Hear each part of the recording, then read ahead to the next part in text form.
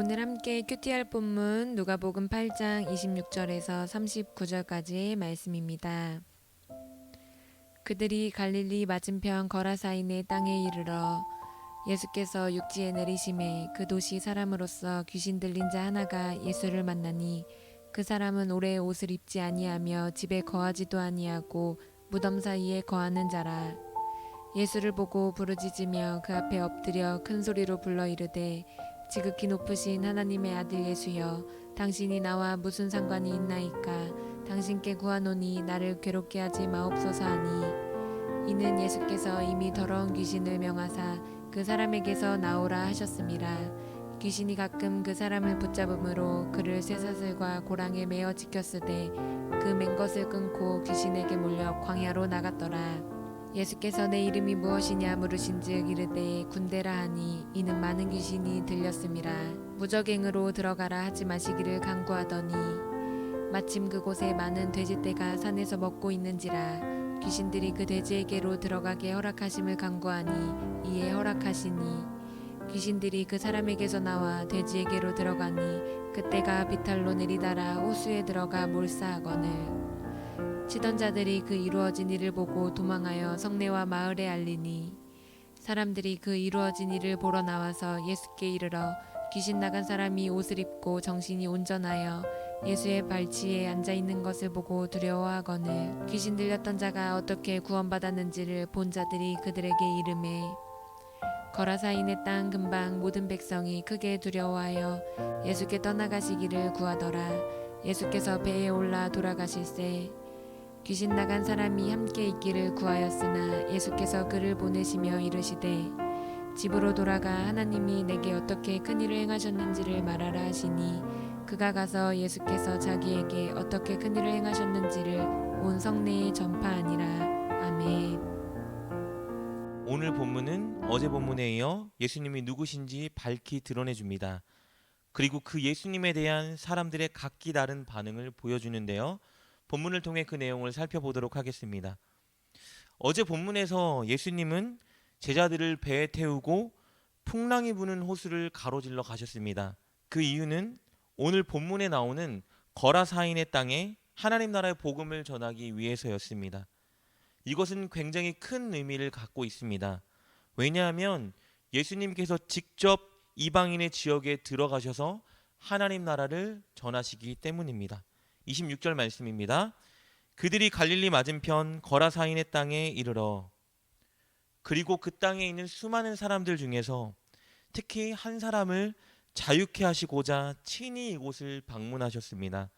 그 사람은 영적으로 완전히 사단에게 붙잡혀 있는 자였습니다.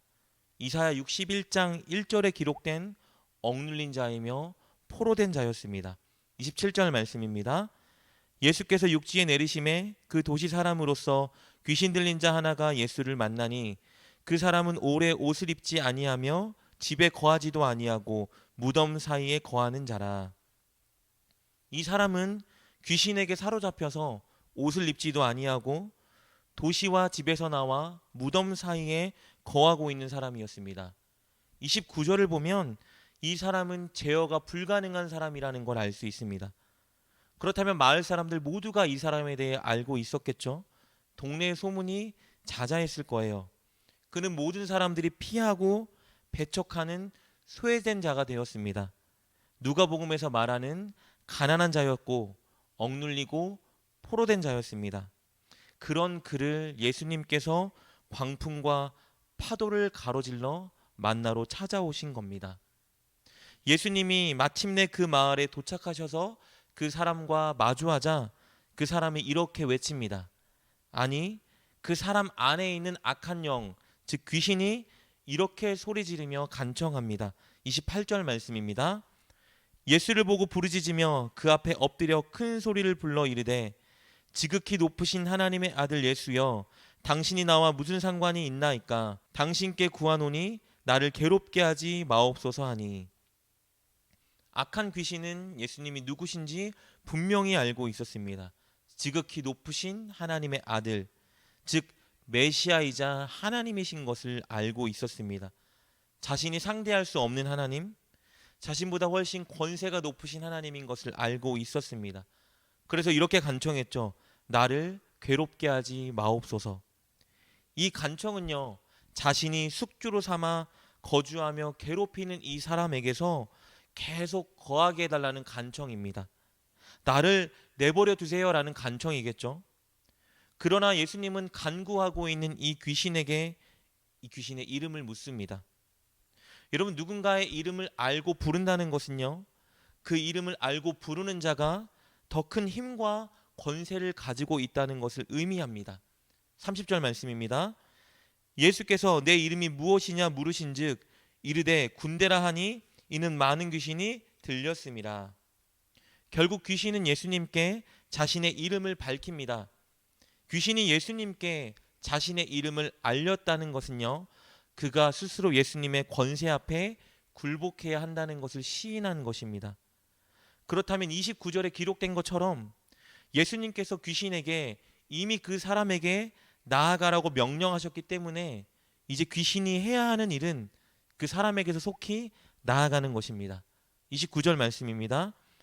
이는 예수께서 이미 더러운 귀신을 명하사 그 사람에게서 나오라 하셨습니다. 그러나 귀신은 한 가지를 다시 간구하죠. 31절과 32절에 기록된 것처럼 예수님이 자신을 무적행에 던질 수 있는 심판주라는 것을 알고 있었기 때문에 자신을 무적행이 아닌 돼지떼에게 들어가게 해달라고 간구합니다. 그리고 33절에 기록된 것처럼 예수님이 그것을 허락하시자 귀신은 자신이 포로 삼고 억누르고 있던 자에게서 나아가고 돼지떼에게 다시 들어가는 것을 보게 됩니다. 이로써 귀신에게 억눌리고 포로 되었던 자가 이제 완전한 자유를 얻게 되었습니다.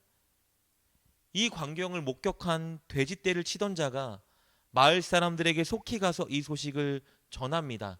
우리 34절 35절 말씀입니다. 치던 자들이 그 이루어진 일을 보고 도망하여 성내와 마을에 알리니 사람들이 그 이루어진 일을 보러 나와서 예수께 이르러 귀신 나간 사람이 옷을 입고 정신이 온전하여 예수의 발치에 앉아 있는 것을 보고 두려워하거늘. 소식을 듣고 몰려든 사람들은 정말 놀라운 광경을 목격하게 되었습니다. 귀신 들렸던 자는 제어가 불가능한 자였지만 이제는 예수님의 발치에 앉아 있습니다. 발치에 앉아 있는 모습은 보통 학생들이 선생님께 배우는 자세를 의미합니다.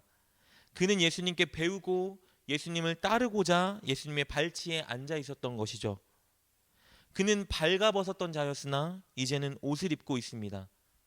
실성한 자였으나 이제는 제정신인 자입니다. 소외된 자였으나 예수님께 받아들여진 자가 되었습니다. 하나님의 나라가 그에게 임한 것입니다. 그리고 그에게 임한 하나님의 나라가 바로 거라사인들에게도 임할 수 있는 순간이 펼쳐진 것이죠. 그런데 안타깝게도 거라사인 마을 사람들은 예수님을 영접하지 않습니다. 예수님에 대한 두려움 때문에 혹은 그들도 자신들의 돼지떼를 잃을까 염려하여 예수님을 거절한 것이죠.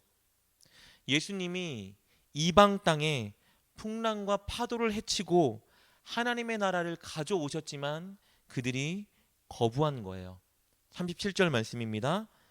거라사인의 땅 근방 모든 백성이 크게 두려워하여 예수께 떠나가기를 구하더라. 예수께서 배에 올라 돌아가실세. 여러분, 이 모습은 마치 씨 뿌리는 자의 비유에서 가시덤불과 같은 모습이죠. 이 세상에 대한 염려 그리고 재물, 쾌락 때문에 하나님의 말씀 듣기를, 하나님의 말씀대로 실천하기를 거절하는 자들의 모습입니다. 그러나 반대로 귀신 들려서 괴로움을 당하다가 자유함을 맛본 이 사람은 좋은 땅과 같은 모습을 보여줍니다. 그는 예수님을 따르고자 하였으나 예수님이 거절하시고 그에게 오히려 더 큰 사명을 주십니다. 그것은 그가 떠나왔던 도시와 집으로 돌아가서 예수님께서 그에게 베푸신 은혜의 일을 전하는 것이었습니다.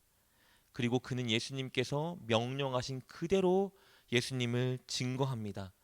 착하고 좋은 마음으로 말씀을 듣고 그 말씀대로 순종한 것이죠. 39절 말씀입니다. 집으로 돌아가 하나님이 내게 어떻게 큰 일을 행하셨는지를 말하라 하시니 그가 가서 예수께서 자기에게 어떻게 큰 일을 행하셨는지를 온 성내에 전파하니라. 이렇게 가난했던 자요, 억눌렸던 자요, 포로되었던 자에게 하나님의 나라가 임했고 이제 그는 하나님의 백성이 되어서 하나님의 말씀을 착하고 좋은 마음으로 듣고 순종하는 좋은 밭이 되었습니다. 사랑하는 여러분, 예수님은 본문의 광인처럼 죄와 사망에 억눌렸던 저와 여러분에게 자유를 주셨습니다. 우리를 위해서 예수님은 수많은 유혹, 십자가에 대한 공포와 두려움, 우리의 불순종이라는 광풍과 파도를 헤치고 우리에게 찾아오셨습니다. 그렇게 고난을 뚫고 우리에게 은혜를 주셨고 자유를 허락하셨습니다. 그렇다면 우리가 해야 되는 마땅한 일은요, 주님께서 우리에게 하신 일을 우리의 가정과 우리의 직장과 우리의 삶의 현장에 나아가 증거하는 일입니다. 이것이 자유함을 입은 자에게 주어진 사명인 것입니다. 오늘 주님께서 저와 여러분에게 펼치신 놀라운 일, 우리에게 주신 은혜의 일들을 사람들과 나누는 날이 되었으면 좋겠습니다. 그렇게 순종하실 때 여러분을 통해 그곳에 하나님의 나라가 임하게 될 것입니다. 꼭 순종함으로, 주님의 은혜를 전함으로, 사랑을 실천함으로 하나님의 나라를 이루는 저와 여러분 될 수 있길 주님의 이름으로 축복합니다. 기도하겠습니다. 하나님, 죄와 사망에 억눌리고 포로되었던 우리들에게 참 자유를 주시니 감사합니다. 유혹과 두려움과 고난을 뚫고 우리를 위해 십자가를 지신 은혜에 감사합니다. 오늘 우리에게 베풀어 주신 그 은혜를 우리가 나누게 하여 주옵소서. 가정과 삶의 모든 현장에서 주님의 사랑을 전하고 베푸는 우리가 되게 하여 주옵소서. 예수님의 이름으로 기도드립니다. 아멘. 오늘 말씀을 통해 깨닫고 결단한 것은 무엇입니까? 그것을 붙들고 하나님께 기도합시다. 그리고 그렇게 실천하며 하루를 살아가는 여러분 되시길 주님의 이름으로 축복합니다.